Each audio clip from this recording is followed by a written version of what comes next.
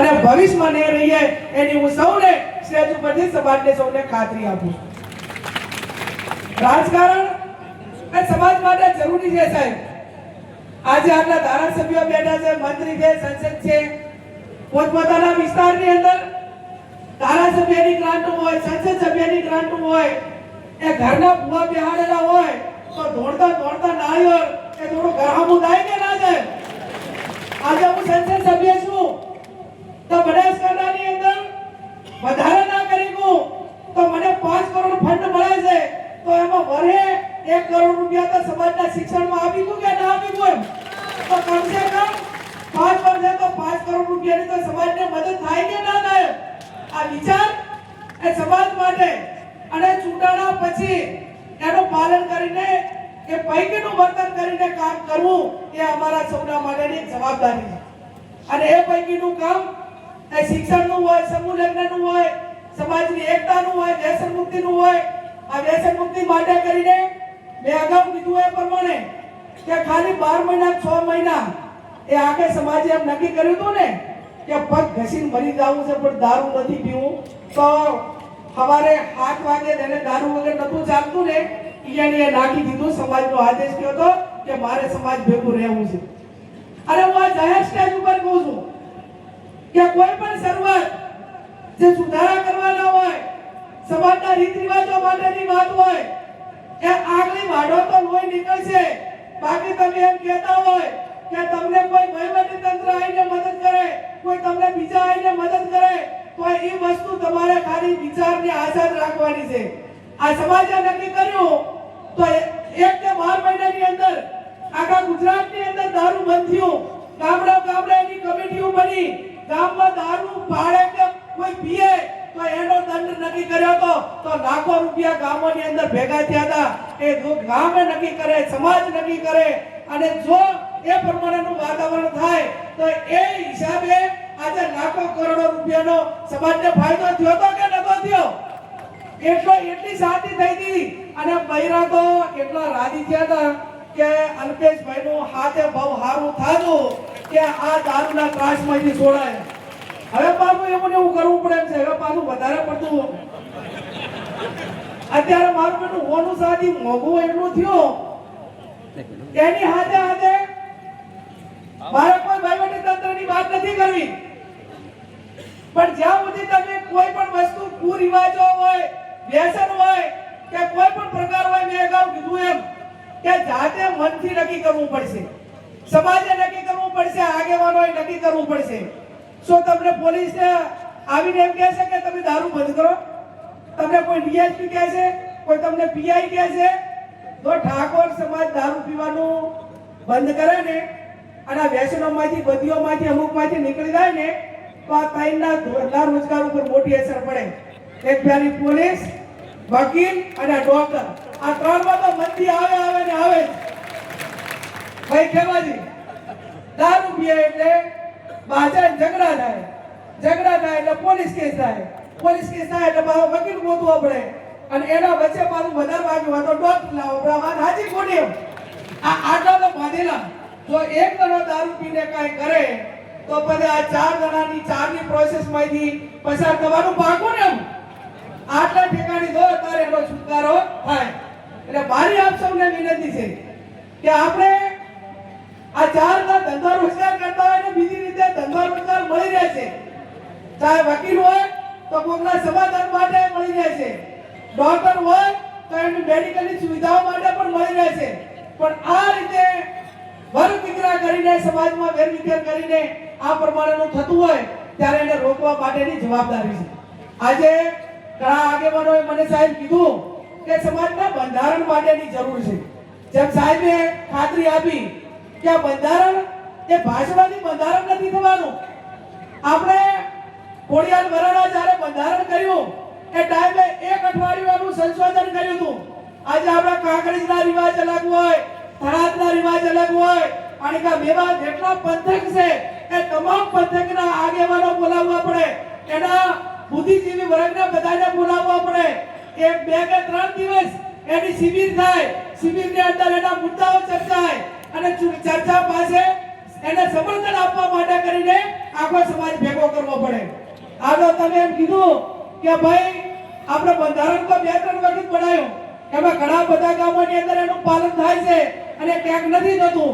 આપણે એવું નક્કી કર્યું હતું કે મરણ પ્રસંગે કોઈ પણ વડીલનું કે ઘરે મૃત્યુ થઈ જાય કે ગમે એવું હોય તો તમારે મહિના કે માત્ર ખીચડી કઢી અને ઘી કે તેલ આ વાપરવું.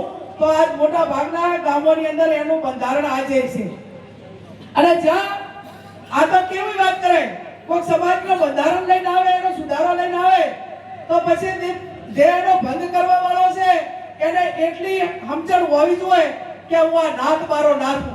જ્યારે નાતે નક્કી કર્યું હોય અને નાત મારો થાય, ભયા મારો થાય અને છતાંય નાત મારો ના માનતો હોય ને તો એના બાપને એના કે જેના મોત થયું હોય યા સમાજના બંધન મારો થાય તો એના ભાઈએ કુટુંબી હાગેવાલે જે સમાજે નક્કી કર્યું ને એટલી વસ્તુ ખાવાની, બાકીની થાળીની અંદર લેવાની જ નહીં. એટલે ઓટોમેટિક આ બધું બંધારણ વ્યવસ્થિત થાય કે ના થાય.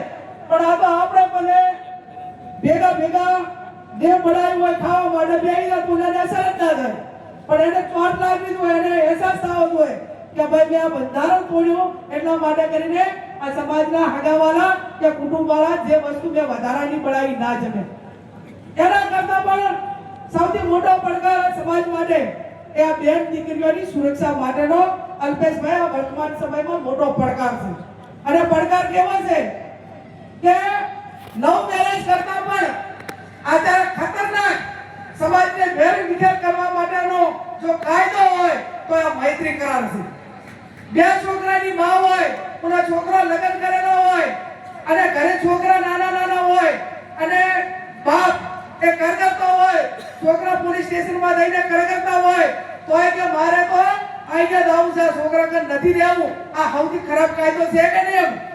પહેલું સમાજને એ નક્કી કરવું પડશે કે આપણા સમાજમાં જે દીકરા લગ્ન કરેલા હોય અને મૈત્રી કરાર હેઠળ કોઈ દીકરીના લગ્ન કરેલા છે અને એને મૈત્રી કરાર હેઠળ લઈને આવે અને અથવા આવું કૃત્ય કરે ને ત્યારે 500 દડા દઈને એના ઘરે દઈને બેહી જવું હોય અને 5 માંથી 1000 દડા દઈને એને અહીંયા દઈને બેહી જવું હોય. એની સામે તમે આક્રમક નહીં થો તો સમાજ આપણો વેરવિખેર થવાનો છે. અને મોટા ભાગે આ સમાજમાં દીકરીઓની અછતના કારણે જ્યાં હાટા પાટાની પ્રથા થઈ છે અને હાટા પાટાની પ્રથા ચાલુ થઈ છે ત્યારે જે નિર્દોષ છે એને પણ આ દેવોની લાઈન લાગી છે. એના હિસાબે આનો ઘર પણ ભાગે છે. વાત સાચી કે ખોટી? એટલે એક ઘરને બે અને એના આજુબાજુ સંકળાયેલા હોય એ બધાને આ પરિસ્થિતિનો સામનો કરવો પડે છે. એટલે આવનાર સમયની અંદર સરકારના કાયદા ગમે એ હોય હું અભિનંદન આપીશ. હમણાં તમારા ભૂતકાળની અંદર ટૂંકા સમયમાં એક કિસ્સો અહીં ચૌધરી સમાજમાં બન્યો હતો અને એમના સમાજના જવાબદાર આગેવાનોએ વિડિયો બનાવ્યા. સમાજ આખો ભેગો થયો અને ના અધિકારી પકડીને પાછી એના ધણીને આખે સમાજે લઈ કે ના લઈ એમ આવું કરો. જેટલો સમાજ ઢીલું બેન છે બેન દીકરીઓ માટે આ ઠાકોર સમાજની દીકરીને કે ભાગાડીને લઈ જવું એટલે નોર્મલ વાત, એને વેરવિખેર કરવી એટલે નોર્મલ વાત. અને બીજું કે આવડો મોટો સમાજ છે તો સમાજના દીકરાઓ ક્યાંય આવી ભૂલોમાં ના આવે એવી પણ મારી બે હાથ જોડીને વિનંતી છે. કેમ કે શરૂઆત આપણે આપણા સમાજની બેન દીકરીઓની સુરક્ષાની વાત કરીએ તો પહેલા આપણા દીકરાઓની પણ જવાબદારી વધી જાય કે તમે ક્યાં બીજા સમાજની બેન દીકરીને એ રીતે સમાજ વ્યવસ્થા ના તૂટે અને વર્ગ વિગ્રહ ના થાય, કોઈ સમાજમાં ઝઘડા ના થાય એના માટે કરીને તમે પણ એક સંસ્કારી બનો, શિસ્તબદ્ધ બનો અને સમાજના નેજા હેઠળ જે જવાબદારી છે પૂરેપૂરી નિભાવો. ત્યારે મારે વિશેષ નથી કહેવું, એટલું જ કહું કે આવનાર સમયમાં જે સાહેબે કહ્યું, ચૌહાણ સાહેબે કેસાજીએ કે ભાઈ આપણા દુશ્મનો કોણ કોણ, કે અંધશ્રદ્ધા આપણી દુશ્મન, નિરીક્ષકતા આપણી દુશ્મન, જે આપણને રોજગારી નથી મળતી એ આપણી દુશ્મન, આ તમામ પ્રકારની જે બદીઓ કહેવાય. પછી તમારે દારૂની હોય બધી એક ના હોય. આ દારૂડીઓ તો એને દારૂડિયાના વખાણ ના કરાય, એને બોલું ના કરવરાય, પણ અમુક પ્રકારની બદીઓ એવી હોય છે કે દારૂડિયા કરતા પણ વધારે નુકસાનકારક.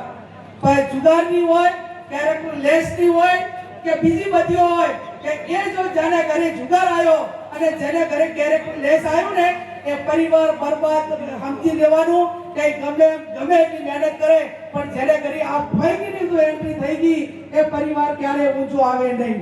એટલે પહેલા તો જે સમાજે પરિવારે અને આગેવાનોએ જે કરવાનું હોય છે એ એક સૈન્ય કાયમી કર્યું છે. આવનાર સમયમાં કરશું. એક સંસદ સભ્યના નાતે એટલી ખાતરી આપું છું. અને બીજું આ સ્ટેટના આગેવાનોને ખોટું લાગે કે સારું લાગે વિનંતી કે આ સમાજ તમે જાઓ હોય અહીંયા આટલા ભેગા કરવા હોય સરકારે તો જેટલી ગાડીઓ દોડાવવી પડે, જેટલી વ્યવસ્થાઓ કરવી પડે, કેટલા ભાડા આલવા પડે, બરાબર? અને જેટલી પ્રકારની ઓલી હોય આ બધા WhatsApp ને ફોને આયા ને ઘરના કામ બગાડીને ઘરનું એ તમારા ને મારા ના સ્ટેજ વાળા પાસે કઈક અપેક્ષા રાખીને આયા છે. અને કઈક જવાબદારી છે કે આજે મારા સમાજના આગેવાનો સર્વપક્ષીય એક સ્ટેજ ઉપર આવે છે અને સમાજને આવનાર પેઢીને એક નવી પ્રેરણા પૂરી પાડશે, ઉર્જા પૂરી પાડશે કે સમાજને આગળ લઈ જવા માટેનું કામ આ એક સ્ટેજ ઉપરથી કરીને કંઈક એને એવું મૂકશે કે જે ભવિષ્યમાં સમાજ માટે ઉપયોગી હોય. ત્યારે હું તમને બધાને પણ વિનંતી કરું છું, આ સ્ટેટના આગેવાનોને વિનંતી કરું છું કે તમને ધારાસભ્ય બનાયા, તમને મંત્રી બનાયા, તમને સંસદ સભ્ય બનાયા, હજી ઘણા બધા બનવાના બાકી છે. તો હવે ભવિષ્યમાં બનશે. જિલ્લામાં બનાયા, તાલુકામાં બનાયા, તમે ના કીધા અહીંયા હાથે હારી આઈ સમાજ ઉભો રહ્યો અને છતાં તમે તમારી જવાબદારી સંભાળીને સમાજને વળતર નહીં આપો તો કદાચ સમાજ તો માફ કરશે પણ ઉપર લાશે એટલે ભગવાનને પણ હિસાબ આપવો પડશે. સમાજને મને આ સ્ટેજ પહોંચાડ્યો હતો તો મેં સમાજને વળતર શું આપ્યું? મને લોકોએ આગળ પહોંચાડ્યો હતો કે મને પહોંચાડી હતી તો એના સામે મેં લોકોને શું વળતર આપ્યું? જે તમને તક આપી છે જાગો, ઉઠવાને ધ્યેય પ્રાપ્ત ના થાય ત્યાં સુધી જેનું ઋણ તમારા ઉપર છે એ ઉતારવા માટેના આકાશ પાતાળ એક કરો, ઉજાગરા કરો.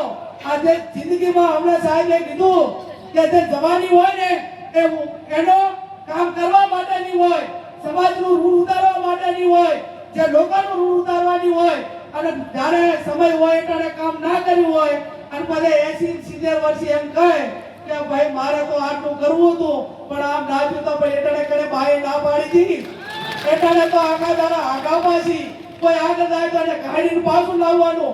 અને સૌથી પહેલામાં પહેલું આજ બેઠા એટલા નક્કી કરી લો કે બીજું કાંઈ અહીંથી લઈને ના કે ના જા પણ હું કોઈ દિવસ સમાજની કે કોઈની ઈર્ષા નહીં કરું અને મારી હરખામણી કે મારી જાત ઉપર કરીશ.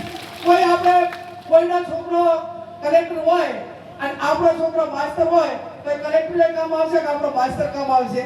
આપણો માસ્ટર કામ આવશે. તો આપણે જ્યાં ભગવાને જેટલું આલ્યું છે એને સંતોષ માનીને બીજું આગળ વધારવા માટેનો પ્રયત્ન કરીએ. બાકી આખો દાડો કોઈનામાં કોઈની કૂટણ કરવામાં, કોઈની ભાગાપાછી કરવામાં, ઓલો આટલો કરોડપતિ થઈ ગયો અને આટલું કર્યું પણ તને કરે પૈસા ના પાડી ગઈ. તને એટલા ભગવાને જેટલા અમને 24 કલાક આલ્યા એટલા 24 કલાક તમને બધાઈને અમને બધાઈને આપ્યા.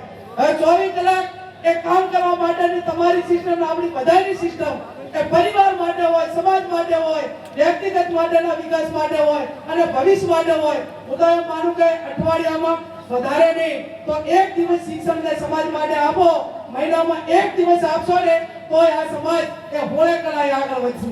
એટલે આવનાર સમયની અંદર જે બંધારણની વાત છે એમાં ખૂબ બધા અભિપ્રાયો લેવાના. સાહેબ, હોના ચાંદીના ભાવ ચડ્યા છે ને 1,35,000 રૂપિયા હોનાના થયા છે અને